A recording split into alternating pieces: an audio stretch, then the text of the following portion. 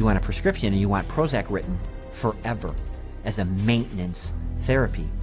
So you establish that with some free Prozac up front. Here, take this sample. It doesn't cost you anything. And then if you like it or if it seems to work, then we'll make a prescription. But you're going to have to pay for that prescription. The sample is free. So it's really a marketing technique. They got a cash cow. Zero refill means you've got to go back to the doctor for another consultation, for another subscription, and it just goes forever. This is business. This is money. Some direct-to-consumer marketing is camouflaged as public information. Psychiatrists regularly appear in the media, warning the public of the latest mental illness epidemics and hawking their latest breakthroughs. They write articles planted in newspapers and magazines that further their mental health awareness campaigns. Even patient advocacy groups claiming to offer unbiased information on psychiatric drugs are, upon closer inspection, pharmaceutically funded front groups managed by psychiatrists. They were started specifically by the industry themselves, and the public isn't informed of that. And it's basically a great big lie to the public that they think they're going to a charitable organization that has their best interest at heart. Case in point, children and adults with attention deficit disorder, or CHAD, the biggest and most well-funded front group for the makers of stimulant drugs. Stephen Plog is a former CHAD executive. When I became the CHAD coordinator for Las Vegas, they gave me a manual, and in it said, we want to provide unbiased information to help and support people who have ADD. For the next 30 days, we put 22 parents and their kids on a program with lab tests to find out what their causes were, eliminated their causes, they got prescription-free, medication-free, side-effect-free, and they got better with their self-esteem, and they became actually happier, healthier, and more successful.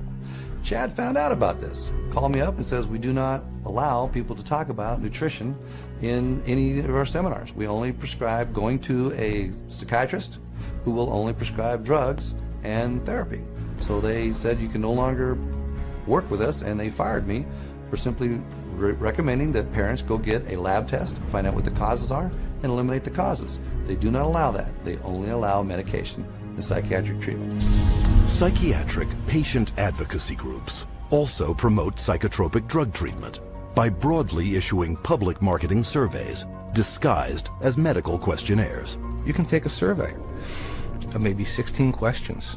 And if you are a normal human being who's lived through ranges of emotions of normal life experience, if you've known the exhilaration of the birth of a child, a niece, a nephew, and the devastation of a divorce and the loss of dreams, and answer honestly to those questions, you will diagnose yourself as bipolar. And the instructions that come back along with the diagnosis or the warning that you're probably bipolar say, print this out and take it to your doctor. And how simple is it for anyone to go online, answer typical life questions, and be given a psychiatric disorder? Here are some randomly chosen volunteers, people of all ages leading normal lives. Do you feel sad, blue, unhappy, or down in the dumps? Sometimes. I've had periods of great optimism and other periods of equally great pessimism. Yeah, that happens a little bit. I get tired for no reason. Sometimes. My life is pretty full. Not really. For no apparent reason, I sometimes have been very angry or hostile. It's hard for me to concentrate on reading. I am restless and can't keep still. My heart beats faster than usual. I have trouble sleeping, shortness of breath. Gained weight.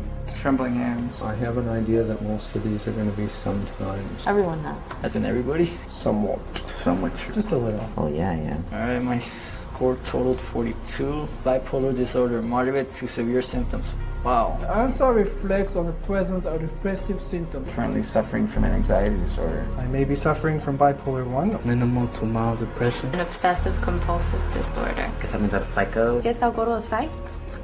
Try to see if I could work it out, get some meds or something. All told, 50% of these everyday people were assigned a psychiatric diagnosis and instructed to get treatment. By this measure, half of the U.S. population, some 150 million Americans, could be classified as mentally ill. Now you have a direct line of consumers just walking in with a little pre-survey that says that they potentially can have bipolar, ADHD, stress, anxiety, any of those categories, and they just need to take this assessment tool and say, okay, that basically that is what you have, and here's your drug. And psychiatrists are now clamoring to make such assessment tools mandatory. Take TeenScreen. Under the guise of a suicide prevention program, mental health tests are administered in the schools to diagnose and drug children. Children such as Chelsea Rhodes, who left for school one morning an average teenager and returned home with a psychiatric diagnosis. The Rhodes family in Indiana, their young girl went to school one day, and all of a sudden they told her they were taking her into her room, and they move her into her room and give her the 10-minute TeenScreen test.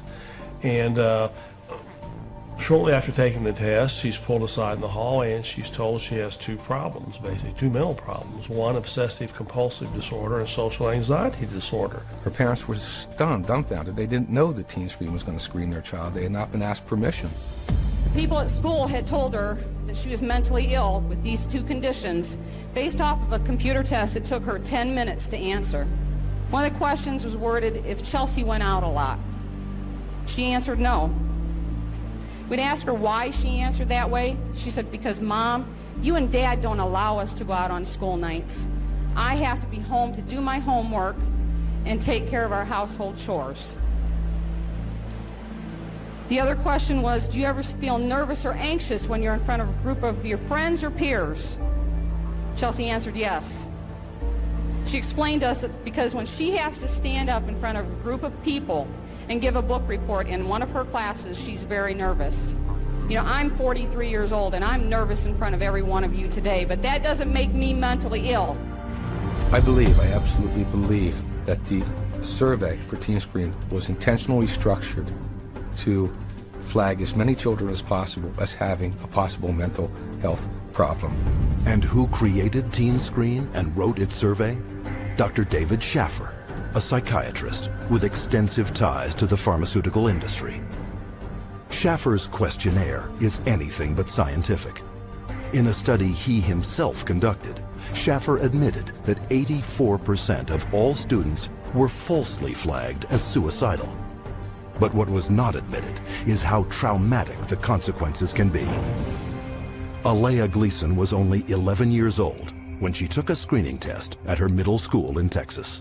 It was 7th grade, and they had all the girls go into the cafeteria because they said that a lot of girls have depression, so they was working on some depression screen. Next thing I know, there's those middle schools tell my husband now that CPS is there at the school taking Alea because she's suicidal. I'm like, suicide? I'm not trying to kill myself. I love myself. I've always loved myself. So I don't know if she was eating at the school or they already taken her away. When they took Alea, my girls and I, we didn't sleep for about a good 3 days. For the first 3 days, because my house was empty without her. And they was making me sign papers talking about if you don't take these medicines, you can't see your parents. So they was telling me, you know, if you take your medicine, you can see your parents. My daughter was on 22 different types of medication that this one psychiatrist gave her. They drugged me up so bad that they said they had to drag me.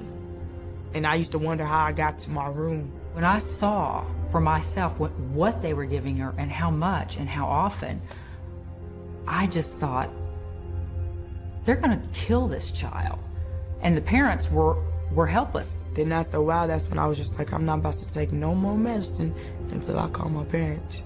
And then that's when they was like, okay, well, we're gonna give it to you anyways. They restrained me and shot me up. I was in 4 points. They laid me out on my stomach with my feet like this and tied me up. One day, they must have put her in about 12 restraints in one day. They said I was restrained about 70 or 80 times. After a couple of months, they was like, you know, your parents don't want to see you. They don't want to talk to you or anything. So I was really hurt. We tried everything. Nobody know. We didn't know what hospital. We didn't even know where they taking her. After 2 weeks, you're supposed to hear, or you're supposed to be able to see your child. They didn't give me that. I didn't see Alea till 6 months later. But I was a good child. I didn't deserve for that. And he messed up a lot of things. To this day, I still wish that I could just go back and be like, man, you know what, I'm not even gonna take the test. I will always tell every parent I see, they always ask me, don't do the team screening, because it will mess up your family. Psychiatric screening programs such as these are fast on the rise. Teen Screen alone is currently screening hundreds of thousands of school children in over 500 American schools in 43 states. Has nothing to do with helping kids, has nothing to do with mental health, has nothing to do with medicine. It has everything to do with the pushing of drugs. So it presents itself as being a wonderful, altruistic program, whereas in fact, I believe its cold-blooded and cold-hearted intent is to recruit more children into the very subjective diagnoses of mental illness and to treat those kids with medication. But the psychiatric drug push doesn't end in the classroom. Legislation has been put in place to screen all citizens for mental illness, including geriatric patients, war veterans, and pregnant mothers, all to be paid for by you. Psychiatrists benefit from both ends, from the pharmaceutical end for being paid to write the prescription, and then from the patient for being there to receive the prescription. It's an industry that cannot allow the human condition to go unmedicated, and I think this is where the problem begins. If everybody considers themselves to be sick in some way or more than one way, and that the only control, the only hope for their happiness is to be on pills for the rest of their lives, that's the goal. The pharmaceuticals and the psychiatric community are a cleanup, and that's what it's all about. It has nothing to do with helping our kids or, their mental health. It's all about money.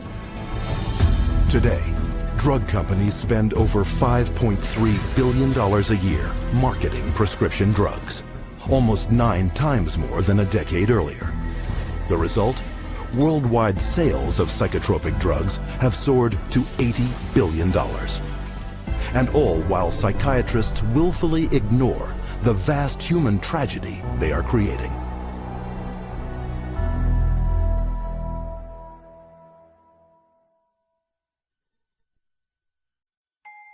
I'm 10 years old, and I'm going to read, I think, the side effects of a drug called Daytriana. The drug Adderall. Luvox. Cymbalta. Gyudon. Lexapro. Namenda. I have a question. Where do I find the side effects? How do I read it if it's so small? Just a bunch of letters squished together. I can't read this. This is the side effects of the drug. Side effects. Stroke. What the heck? Speech disorder. Eye disorders, vision blurred. Dry mouth. Nervous. Tremor. Dizziness, delirium, and coma. Tardive dyskinesia. They experience worsening of their depression. Aggressive reaction. Paranoid reaction. Psychosis. Serious cardiovascular events. Other serious heart problems. Heart failure. What? Suicidal thoughts. Suicidal thinking and behavior. Increases the risk of suicide. An increased risk of death. Sudden death. These guys must be kidding. Wow. This is gross. Seeing this on a warning label, does anybody have any clue what they're putting their kids into? This isn't good.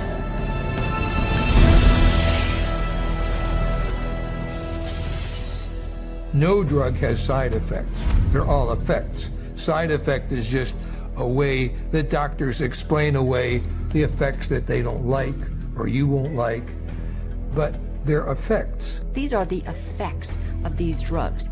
They're not just what might happen to you, they're what happen more often than not. We name them side effects because they're an unintended consequence. The antidepressant drugs not only don't make you happy, they have all kinds of negative effects on the system as a whole. These drugs are absorbed and distributed throughout your entire body, so they have side effects through all of your tissues and organs, including your liver and your kidneys and your nervous system. They destroy the brain, the neural net. They literally kill brain cells and cause all kinds of brain disorders. That's why we have they're not side effects, they're direct effects. But while psychiatrists continually downplay the multitude of severe health risks to the public, Candidly, they had no problem admitting them to our cameras. I think I tell them the main side effects. I don't tell them every side effect because there's so many possible side effects. I would say the majority of patients experience some side effects. People get side effects to every medication you try. They all have side effects. All kinds of side effects. Lots of side effects. Physical feelings of sickness. Headaches, insomnia. They can't sleep. They can't eat. Drowsiness. Sedation is very frequent. Restlessness. Appetite stimulation. Neurologic side effects. Tremor or muscle spasms. Stiffness. Weight gain. Obesity. Weight gain and stuff like that. Decreased performance of sexual functioning. Sexual side effects can happen. Sexual dysfunction, etc. I've never had anybody die or anything, but I've had people faint and stuff, and it's really sort of unpredictable. You name it, and it can be a side effect. And why can't psychiatrists predict what adverse reactions you will get? Because not one of them knows how their drugs work. At least with street drugs, people know that they're dangerous, that they should be off of them. With pharmaceuticals, people are told they're safe to take every day. But far from being safe, psychotropic drugs are increasingly being exposed as chemical toxins with the power to kill. Some of the side effects that have become of concern lately are suicide, increased risk of suicide, increased risk of homicide. These aren't people that were horribly depressed when they were given a drug. These are people who are given a drug for social anxiety or difficulty sleeping or mild depression and then become suicidal. And so when they become suicidal and they kill themselves, what the doctor does is go back and say, oh, well, it's because they were depressed. The label itself, the disorder, is what is blamed for the side effects. When in reality, it's the drug that is causing the side effect. It is the drug that is the problem. Drugs such as the antidepressant prescribed to Woody Witzak, who took it not for any mental complaint, but to help him sleep.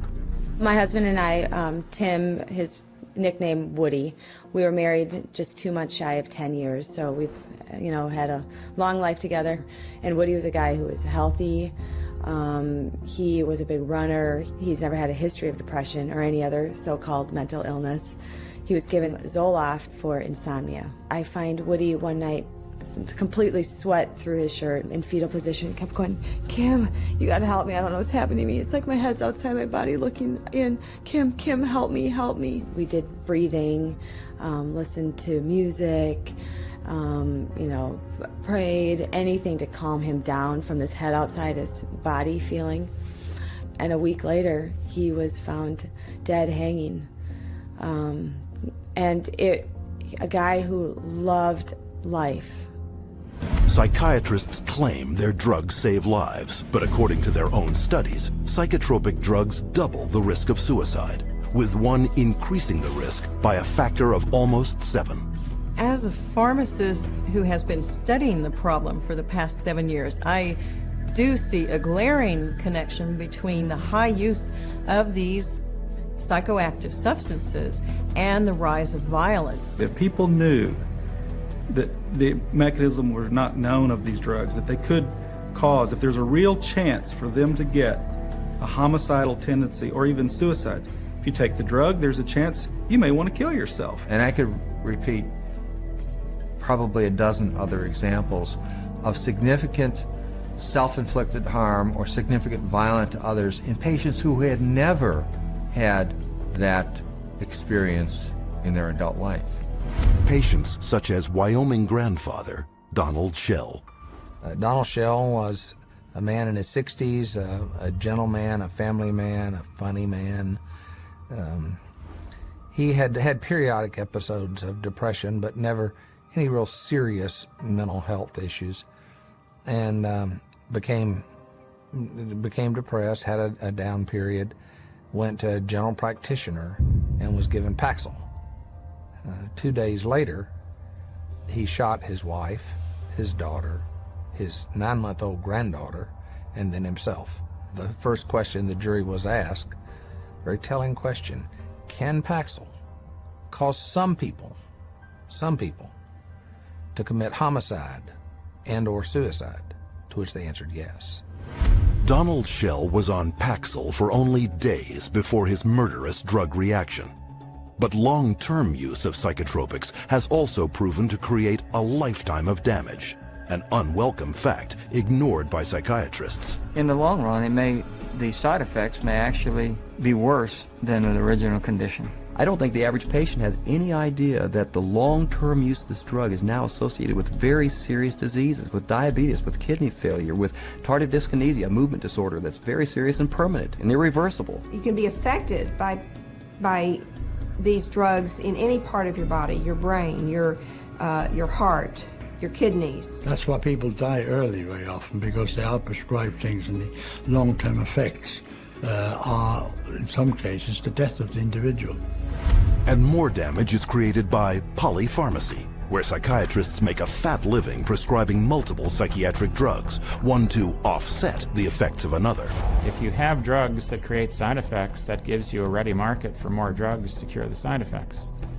It seems to me that it's a self-propagating system. And what ends up happening is that each one of those new drugs that's added into the scenario brings on another symptom for which there's another drug, for which there's another symptom, for which there's another drug. And it just snowballs into a vicious circle of one drug causing the need for another drug. Sometimes people come and they're on such a cocktail of so many different drugs for so many different things. It's rare now that I see a senior citizen that is on less than 5 or 6 drugs at one time. Some 12, 15. One will lead to the next, and they're all toxic. This is how the game is played. And as psychiatrists spread their lucrative game of psychotropic drugging further and further into society, children have become the latest and most tragic of casualties. Rebecca Riley, 2.5 years old, they diagnosed her with bipolar disorder and ADHD. They had her on an antipsychotic, they had her on a heart drug, they say, for ADHD, and they had her on an anti-seizure. And then one other one for side effects. 4 drugs at 2.5 years old. She can't even zip up her own pants. She's like a little rag doll. The school nurse, 2 teachers, the principal, the social worker, all said they never seen any behavior in this little 4-year-old girl that would warrant these kind of medications. And all specifically called this doctor and said, please take her off these. She died at a little over 4 years old. This little girl that didn't have a chance, and the psychiatrist just let her. Instead of standing trial and facing prison time, Rebecca Riley's psychiatrist, Dr. Keiko Kifuji, hasn't even lost her license. One might well ask how psychiatrists get away with it. The answer lies in a legal concept known as standard of care.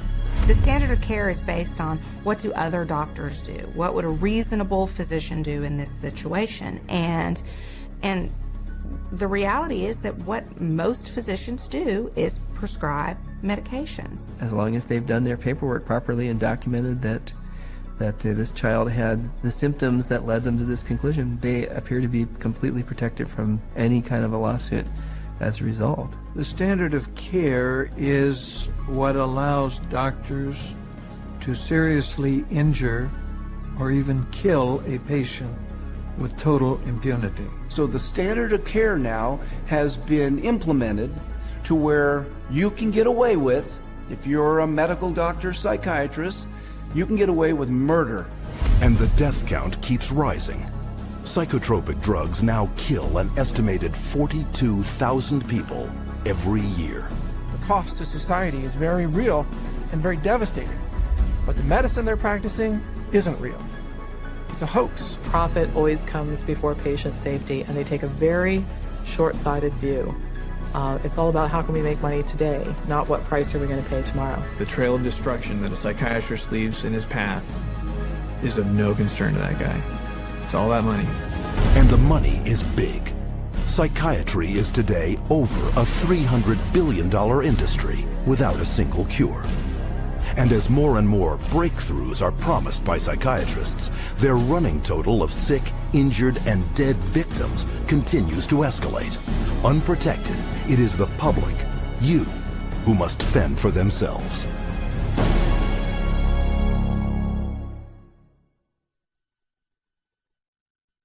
My wife and I are blessed. We have 7 children, and we love them all. They're all our favorites. Each child we have is our favorites. And Beth was extremely special. She was kind, generous. She had like a really sweet and caring personality. She had this beautiful smile, like an inviting. She could make friends with basically any stranger on the street and get a smile or a laugh out of them. Beth was having a hard time sleeping for maybe 4, 5, or 6 weeks. And so we said, Beth, you should go to the doctor and get something to help you sleep. He said, okay, well, I'll try to give you something to lessen your anxiety, and it should help you sleep. Within 5 minutes, a 5-minute visit, he prescribed her Paxil. When I first saw Beth right after she went on the Paxil, she was different. Like, I felt like she was drugged. And by the 2nd or 3rd day, she's like, I don't know, I just don't feel right. You know, I feel strange in my skin. But after about 3 or 4 days, I remember that Beth was, at times, very different, like sullen, keeping to herself. My mom and her were having dinner, and she said she didn't have any real emotion. Like, she kind of felt emotionally numb. She was like a different person. Like, she just seemed like she was under the influence of something. She didn't seem like herself. She seemed like she was tripping out. I talked to her on the phone, and she told me she didn't want to be there. And I was like, why don't you want to be there? She's like, I just don't feel like myself. I just feel like crazy. I just don't feel right. I truly believe that she was hallucinating maybe and going in and out of this psychotic state at this point. It seemed like she was melting down, like emotionally. She was becoming worse every day. I said, are you suicidal? I actually asked her. And she laughed at me. And she said, no, I would never do that. And I'm thinking in my mind, I'm just going to lay down next to her and I'll rub her head and I'll talk to her and we'll try to figure out what we're going to do because something's not right here. And my son Matthew was right behind me going upstairs. And when I got to the top of the stairs, I saw her hanging in the hallway. Then the police were all over the place and people were coming and going, and about 3 hours, 4 hours after my daughter died, one of my friends came over and said, you know, I was speaking to so-and-so, one of our other friends, and she said, oh, Beth must have been on Paxil. That's the only way she would kill herself. It just wasn't her. There was nothing in her that would have done that. She was the most non-violent, like gentle. It's a violent way to die. It had to be the drug. There was no other answer. If we knew what we knew now, Beth would be here with us today. I know that for a fact. The tragic story of Beth Winter is just one of many, a tale repeated wherever psychiatric drugs are prescribed. But psychiatrists insist you believe that their drugs are safe and effective because they are the mental health experts and you are not. But case after case proves that trusting them can have disastrous consequences. Psychiatry is pseudoscience. It's false science. It cannot withstand rigorous review if people would just look at the evidence. If they help anyone, it's not worth the risk to the people that are harmed by them. They are betraying every customer they have. They don't know what they're doing, and we need to educate the public to use their feet and walk away.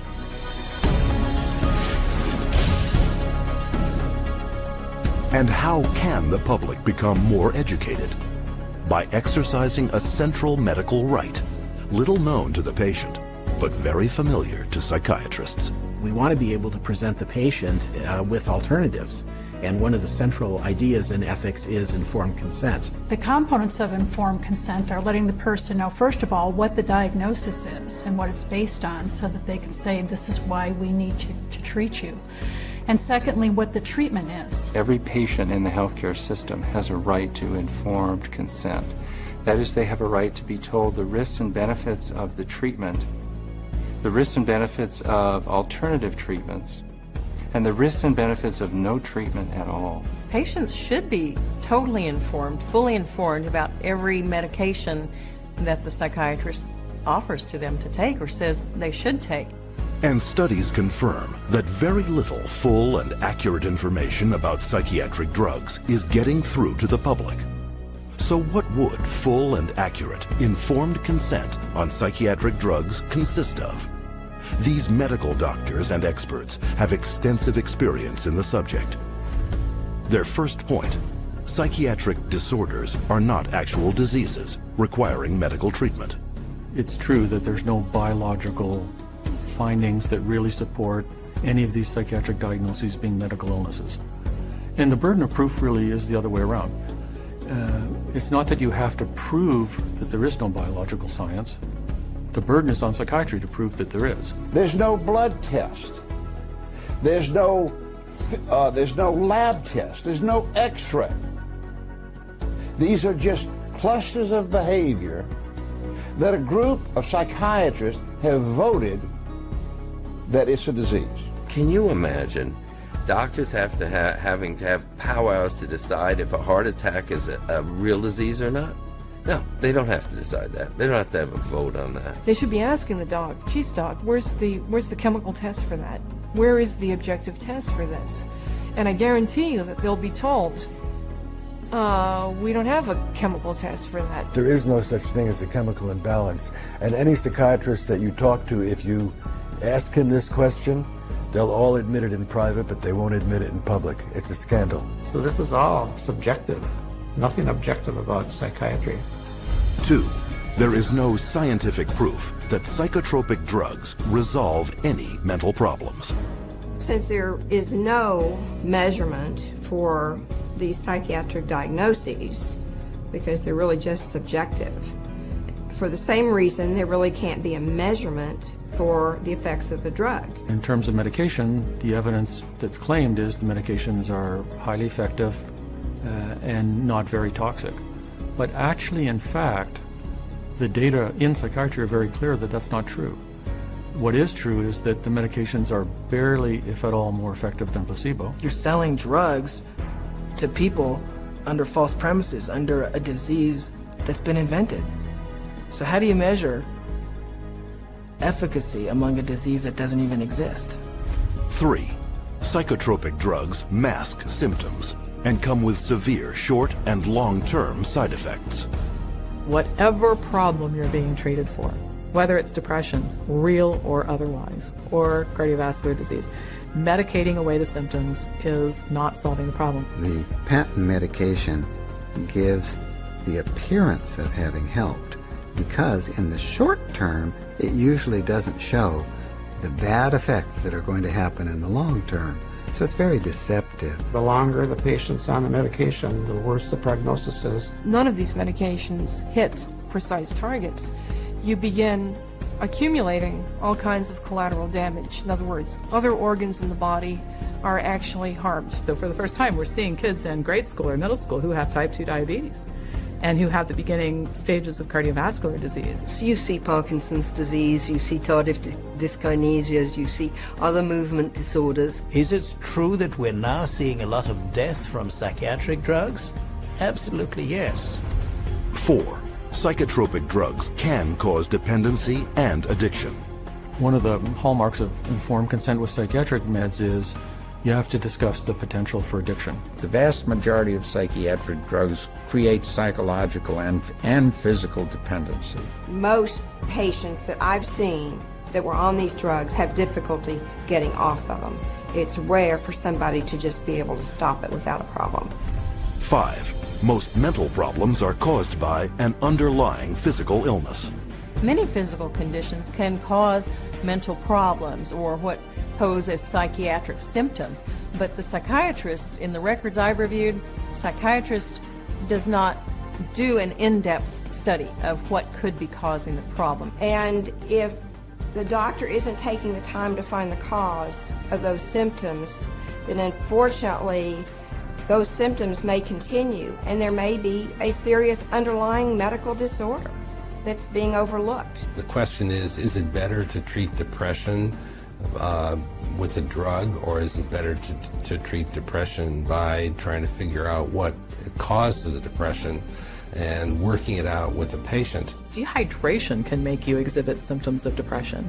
Sleeplessness can make you exhibit symptoms of depression. Eating a terrible diet, hypoglycemia, being sedentary, all of these things are biological reasons for having symptoms of depression. I have in my practice children who are misdiagnosed as having ADD, ADHD, who really have Lyme disease. 70% of all what are classified as mental illnesses actually have a physical cause, a physical problem causing that. 6. No matter how severe the emotional or psychological distress, there are many effective options that do not involve psychotropic drugs.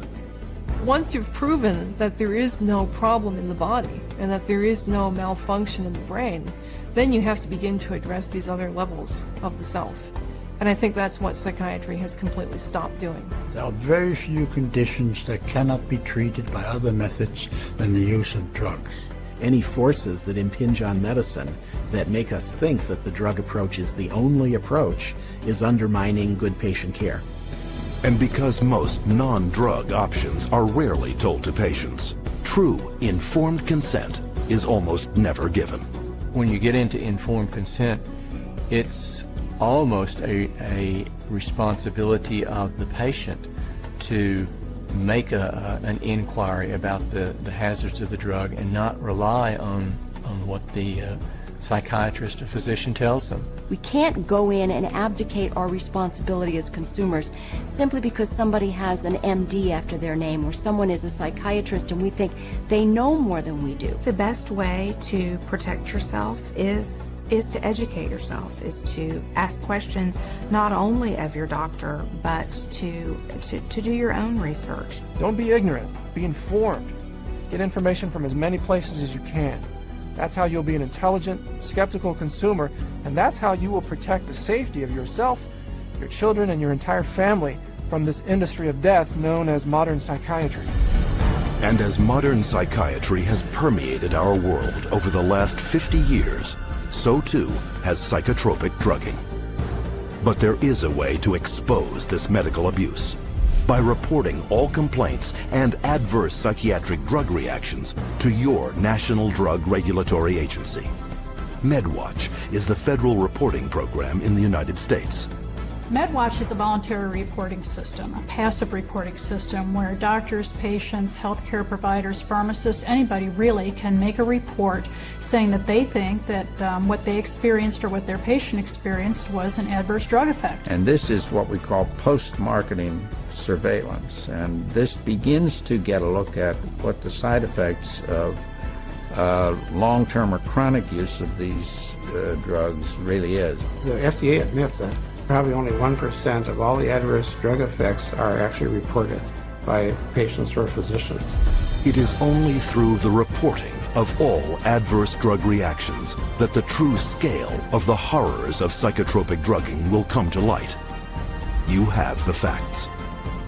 Share this video with your doctor and don't allow yourself, your friends, or your loved ones to become the next statistic of the big business of psychotropic drugging. To find out more about psychiatry and psychotropic drugging, or to report a case of psychiatric